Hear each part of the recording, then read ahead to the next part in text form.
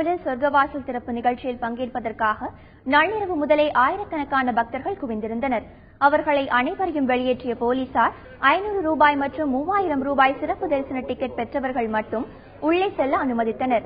மேலும் காவல்துறையினர் சிலர் தங்கள் குடும்பத்தினரையும் கோவிலின் உள்ளே அழைத்துச் சென்றனர். காலை 6 மணிக்கு பிறகே மற்றவர்களுக்கு அனுமதி அளிக்கப்பட்டது.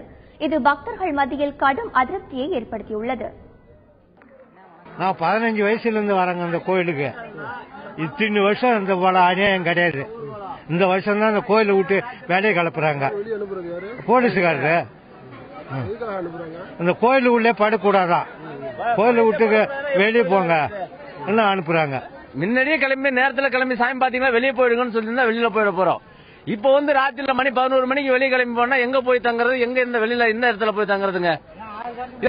இந்த நேரத்துல சொல்லிருந்தா நாங்க வெளியே போயிருப்போம்ல, இல்ல வீட்டுக்கே போயிடுவோம். நாங்க வீட்டுக்கு பஸ் ஏறி நாங்க போயிட்டு இருப்போம்.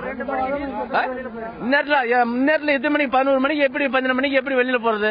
70 ரூபா கொடுத்து வரோங்க ட்ரெயின்ல சாமி பார்க்க. நாங்க புதுக்குறப்பட்ட விரதம் தாண்டி நாங்க 5:30 மணிக்கு வந்து சேர்ந்தோம்.